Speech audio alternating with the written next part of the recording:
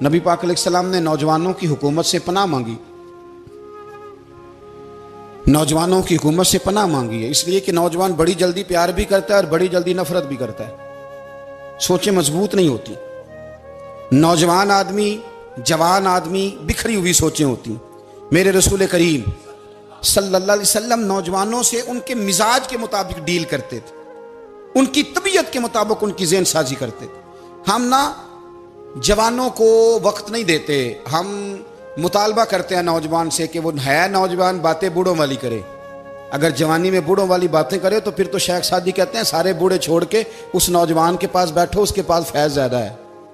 اگر ایسا ہو جائے، کیونکہ در جوانی توبہ کردن شیوائے پیغمبری، یہ تو اچھی بات ہے، لیکن میرے عزیز اگر ایسا نہ ہو، ایسا ممکن نہ ہو، تو پھر نوجوان کو آپ اس کی طبیعت کے مطابق ڈیل کریں، آپ اس کی سوچ دیکھیں، اس کا رویہ دیکھیں، اس سے پیار کریں۔ نبی کریم علیہ السلام کے پاس ایک نوجوان داخل ہوا، اندر داخل ہوتے ہی اس نے فٹافٹ ایک بات کر دی، کہنے لگا یا رسول اللہ مجھے زنا کی اجازت دے دیں۔ میرے جذبات بہت بھٹک گئے، میں روک نہیں سکتا۔ ہمارے ہاں ہمارے گھر میں کوئی فون کرے تو ہم غیرت مند بن جاتے ہیں، میری غیرت کو گوارا نہیں کہ کوئی میرے گھر میں فون کرے، اور اگر میں کسی کے گھر میں فون کروں تو پھر غیرت کدھر گئی؟ پھر بھی آپ غیرت مند نہیں صاحب، پھر بھی آپ غیرت مند نہیں۔ اگر آپ کسی کے گھر فون کرتے ہیں آپ غیرت مند نہیں، تو یاد رکھیں اگر آپ یہ حرکت کر رہے ہیں تو پھر آپ کو بھی تھوڑا احساس ہونا چاہیے نا۔ نبی کریم صلی اللہ تعالی علیہ وسلم سے اس نے کہا مجھے زنا کی اجازت دے دیں۔ حضور فرمانے لگے آگے آ جاؤ۔ حضرت عمر کہتے مجھے بڑا غصہ تھا، میرا دل کر رہا تھا اٹھوں اور 2 تھپڑ ماروں اسے، طریقہ ہے بات کرنے کا۔ حضور نے بلایا، پاس بٹھایا، تھپکی دی، فرمایا ایک بات تو بتا، تیرے سوال کا جواب پھر دیتا ہوں، ایک بات تو بتا یا رسول اللہ صلی اللہ تعالی وسلم۔ ارشاد فرمائیے، حضور فرمانے لگے تو پسند کرتا ہے کہ تیری بہن کے ساتھ کوئی زنا کرے؟ پسند کرتا ہے تو کہ تیری بہن کے ساتھ کوئی زنا کرے؟ کہنے لگا حضور میں بات بھی سننا پسند نہیں کرتا۔ تیری بیٹی کے ساتھ؟ کہنے لگا حضور زبان اس کی کھینچ لوں گا جو یہ بات کرے گا۔ کہا تیری ماں، تیری پھپھی، خالہ کا؟ حضور خبردار، کسی بندے کو میں اجازت نہیں دوں گا۔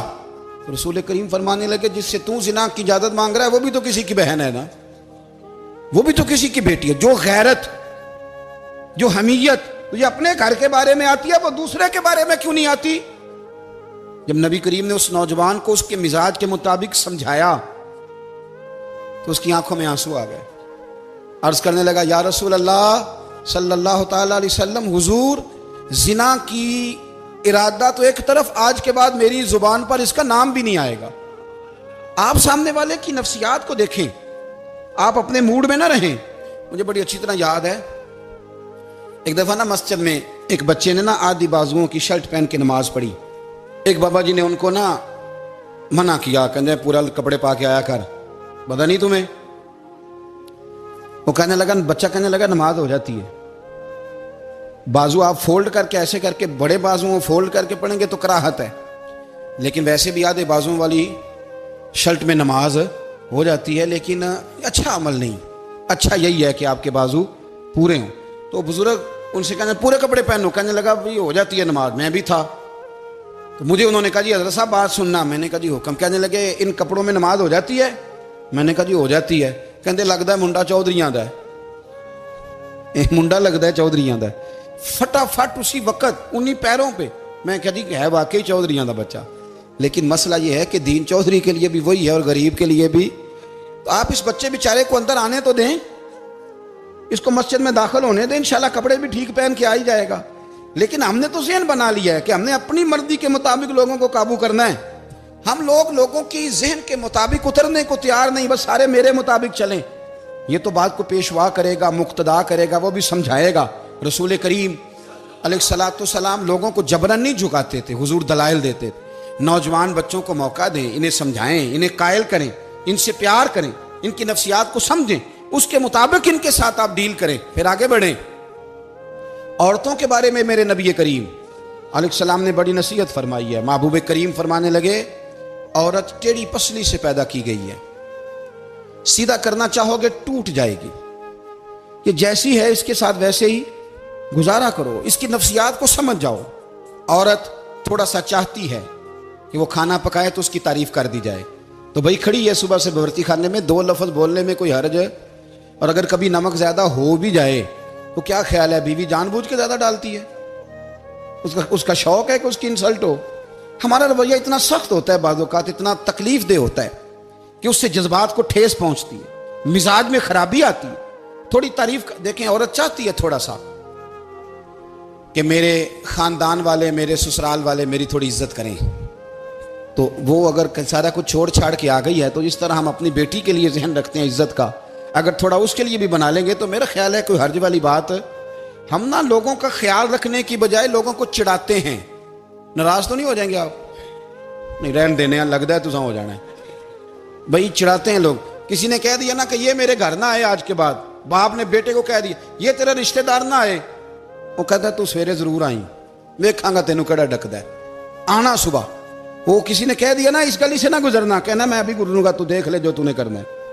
ہم لوگوں کی نفسیات کے، بلکہ پتہ چل جائے نا فلانے کو فلان چیز بری لگتی ہے، اس کو لوگ زبردستی کرتے ہیں، چڑھاتے ہیں، نفرتیں پیدا کرتے ہیں، اس کے اندر غرور لاتے ہیں، مزاج کے اندر چڑچڑاپن پیدا کرتے ہیں. یہ کام نہ کریں. آپ اپنے لیے کیا گراؤنڈ بنا رہے ہیں کہ لوگ آپ سے نفرت کریں، لوگ تکلیف دیں آپ کو؟ یہ نوجوان بچے کسی نے ہارن دے دیا گاڑی کا تو آپ اس نے گاڑی پیچھے کرنی نہیں، وہ ماں بدولت کو ہارن بجا دیا ہے. یہ مہذب قوموں کا یہ رویہ نہیں ہوتا. یہ تو وہ قومیں ہیں جو مطلب بڑی تنگ ہیں اپنے آپ سے. یہ بڑے آوازار لوگ ہیں. ٹھنڈے رہیں، میٹھے رہیں، پیار کریں، دوسروں کے جذبات کا احساس کریں. نبی کریم صلی اللہ تعالی علیہ وسلم نے ایک دن حضرت عائشہ صدیقہ سے کہا عائشہ تیرے ساتھ ایک بات نہ کروں، حضور کریں. فرمایا جب تو ناراض ہوتی ہے تب بھی مجھے پتہ چل جاتا ہے، اور جب تو راضی ہوتی ہے تب بھی مجھے خبر ہو جاتی ہے. اتنا دھیان رکھتے ہیں خاوند گھر میں کہ اب اس کی پوزیشن کیا ہے اور اب یہ کیا سوچتی ہے اور کس بات پہ اس کو جو ہے وہ ناراضگی ہوتی ہے.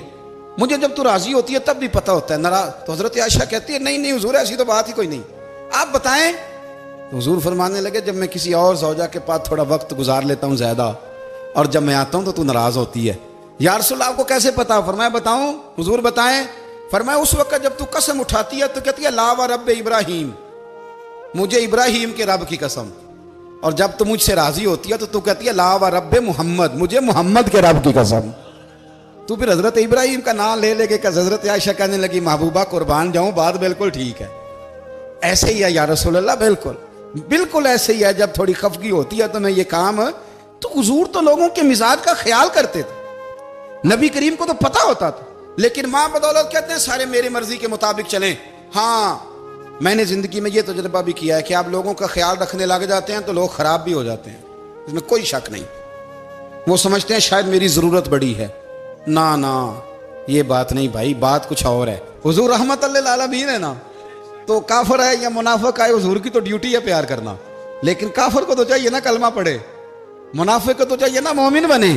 او بھائی میں نے کہا وہ بزرگ ہیں، ان کی ذمہ داری ہی پیار کرنا ہے، وہ جو بھی جائے گا اس سے.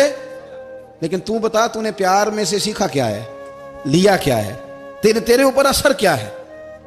پیار کرنا، شفقت کرنا اور ہے، یہ جملہ میرا یاد رکھنا. پیار کرنا کسی سے اور ہے اور اس سے راضی رہنا یہ بات اور ہے. کسی پر شفقت کرنا اور ہے اور اس بندے سے راضی رہنا، یہ آپ دیکھیں کہ وہ راضی ہے آپ سے کہ نہیں، کہ خالی پیار ہے، خالی شفقت ہے. شفقت تو مجبوری ہے کرنی ہے. تو میرے عزیز یاد رکھیں نبی کریم تھوڑا تھوڑا خیال کرتے، دیکھتے بندہ اس کے مزاج کے مطابق. دیہاتی آتا تو حضور اس کا بھی خیال کرتے. حضرت ظاہر دیہاتی تھے، وہ آتے تھے ترکاریاں لے کے گاؤں سے. نبی کریم صلی اللہ علیہ وسلم پیار کرتے تھے، وہ کئی دفعہ عجیب و غریب باتیں بھی کرتے تھے، حضور محبت سے پیش آتے تھے، عربیت کا خیال کرتے، ان کے معاملات کو دیکھتے. میرے رسول پاک علیہ السلام تو دیکھتے کون شخص کس طرح کا ہے، کس رویے کا ہے، کس انداز کا ہے، اس کو اس کے مطابق عزت دیتے، وقار دیتے، نواز دیتے، اس شخص کا اس طرح کا اکرام کرتے. میرے نبی کریم صلی اللہ علیہ وسلم فرماتے ہیں میں نے معراج کی رات میں نے جنت میں ایک محل دیکھا. میرا دل کیا میں اندر سے جا کے دیکھوں، پر اس کے دروازے کے قریب گیا تو عمر فاروق کا نام لکھا تھا. فرماتے ہیں میں نے کہا عمر ذرا طبیعت کا سخت ہے. تو اس نے کہنا ہے قانون یہ ہے کہ پہلے اجازت لو پھر کسی کے گھر جاؤ. چلو ہم نہیں جاتے، عمر سے پوچھ کے چلے جائیں گے، گھر جو عمر کا ہے۔ نہیں، آپ کو سمجھ آئی میری بات کی؟ یار نہیں سمجھے، جن کے قدموں کے صدقے گھر ملا ہے، اگر وہ یہ خیال کرتے ہیں کہ سامنے والے سے پوچھ لینا چاہیے، نہیں آپ نہیں سمجھے۔ او بھائی، جن کے برکت سے وہ مکان ملا ہے، اگر وہ مزاج کا اتنا خیال رکھتے ہیں تو پھر مزاج رسول کا بھی تو خیال ہونا چاہیے نا۔ پھر مزاج سنو، پھر نبی کریم صلی اللہ علیہ وسلم واپس آئے، حضور نے بتایا وہ عمر تیرا مکان بڑا پسند ہے یار، میں اندر جانے لگا تھا، دروازے پہ حور بھی بیٹھی تھی، جانے لگا تھا اندر، تو وہ نا میں اس لیے نہیں گیا کہ عمر قانون کو بڑا پابند ہے، اس نے کہنا ہے کہ قانون تو اجازت لے کے جاؤ۔ حضرت عمر رو پڑے، عرض کرنے لگی حضور میں کہاں اور جنت کا مکان کہاں؟ مختصر سی میری کہانی ہے، یہ جو بھی ہے آپ کی مہربانی ہے۔ تو حضرت عمر رو پڑے، لیکن میرے رسول کریم صلی اللہ علیہ وسلم اب اتنا حضور خیال کرتے تو جناب عمر پتہ کون تھے؟ جرت نہیں تھی کسی مائی کے لال کی عمر کے سامنے کھڑا ہو سکے، ہاں جس کے سامنے شیطان نہ ٹھہر سکے، نکل جاتا ہے شیطان بھی۔ لیکن صحابہ کہتے ہیں جب کبھی حضور کے چہرے پہ شکن آتی تو اتنا وجود ہم نے کسی کا کامتے نہیں دیکھا جتنا عمر کانپا کرتے تھے۔ کبھی تاری ہوتی تھی وہ دلیر میں کہیں اور ہوں، یہاں تو میں غلام ہوں، یہاں تو میں نوکر ہوں، دعا منگیا کرو سنگیو کتے مرشد نہ روس جاؤ۔ رو پڑتے، اور طریقہ کیا ہوتا؟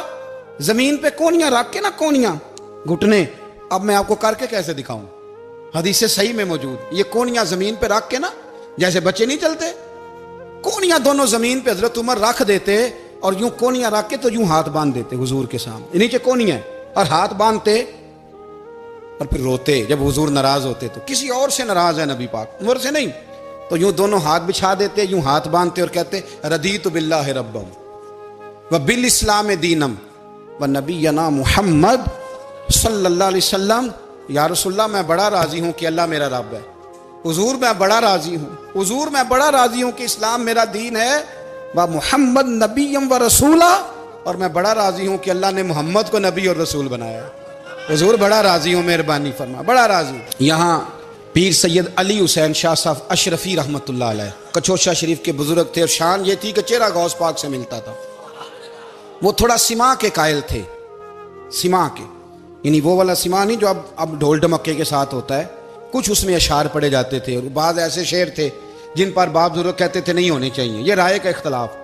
ان کے یہاں ایک خلیفہ تھے سید ابو البرکات شاہ صاحب، مفتی اعظم پاکستان، وہ خلیفہ ہیں لیکن بڑے عالم تھے۔ سید صاحب یہاں آئے تو لوگوں نے کہا حضور کو شعر پڑھیں، تو آپ فرمانے لگے یہ میرا مرید مفتی اعظم ہے، یہ منع کرتا ہے، یہ ان باتوں سے منع کرتا ہے، تو یہاں نہیں پڑھنے۔ لوگوں نے کہا حضور مرید کی بھی ماننی ہے، میں نرا مرید نہیں، مفتی بھی تو ہے نا، قرآن و سنت کی روشنی میں منع کرتا ہے۔ تو اتنا لوگ خیال کر لیتے تھے دوسروں کے مزاج، اور یارو ہم تو بوجھ بنتے ہیں، ہم تو چڑھاتے ہیں جس کے، اور میں دیکھتا ہوں دنیا چڑھ چڑھ کے پاگل ہو گئی، چڑھاتے ہیں ایک دوسرے کو، تکلیف دیتے ہیں، اذیت میں مبتلا کرتے ہیں۔ ہم لوگوں نے اب تھپڑ مارنے بند کر دیے ہوئے ہیں، اب ہم ڈنڈے نہیں مارتے، اب ہم نفسیاتی تکلیفیں دیتے ہیں، نفسیاتی ذہنی طور پر ٹارچر کرتے ہیں، ہم لوگوں کو اتنا تکلیف میں مبتلا کرتے ہیں کہ لوگ پاگل ہونے کے قریب آ جاتے، خودکشیاں ہونے لگی ہیں۔ اگر ہم نفسیاتی طور پر پیار کریں، سامنے والے کو ذرا عزت دیں، ذرا اس کے جذبات کا خیال کریں، ذرا اس کی طبیعت کے مطابق چلے، ذرا تھوڑا سا محبت کر لیں، پیار کر لیں، بڑی دنیا بچ جائے گی، بڑے سارے لوگ قریب آ جائیں گے۔ میرے رسول پاک علیہ الصلوۃ والسلام نا بمنزلہ طاقت کے بوجھ ڈالتے تھے، بمنزلہ طاقت کے۔ حضور نام لے کے بھی کہہ سکتے تھے عبد الرحمن تو مالدار ہے، دے اتنے پیسے جہاد میں، عمر تو مالدار ہے، دے پیسے، عثمان غنی دے، یہ نہیں حضور نے کبھی فرمایا، اعلان کر دیا بھئی جہاد کا موقع اپنا اپنا حصہ ڈالو۔ حضور کسی شخص پر کوئی بوجھ، اپنے آپ کو بوجھ نہ بنائیں۔ اسلام نفسیاتی مسائل کا حل بتاتا ہے کہ آپ پیار کریں۔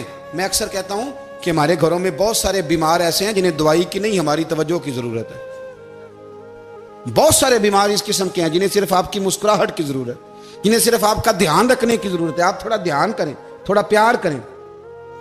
اگر آپ کو لگتا ہے نا کہ سامنے والے کے مکان کے آگے کوڑا پھینکنے سے اس کو ذہنی اذیت ہوتی ہے، تو خدا را آپ کو پتہ ہے مسلمان خوش ہو جائے تو اللہ بھی خوش ہو جاتا ہے، اور حضور فرماتے ہیں مسلمان کو تکلیف ہو تو مجھے بھی تکلیف ہوتی ہے۔ اس لیے ایک تو اپنے آپ کو خود مطمئن کریں، دوسروں سے مطالبہ نہ کریں، اور آپ کوشش کریں دوسروں کے مزاج کے مطابق ان کی طبیعت کے مطابق آپ شرعی تقاضوں کے اندر رہ کے آپ کوشش کریں کہ سامنے والا ہماری وجہ سے چڑے نہ، اسے اذیت نہ پہنچے، اسے تکلیف نہ ہو، ہمیشہ مدحت خیر الانام میں گزرے۔ دعا ہے یہ عمر درود و سلام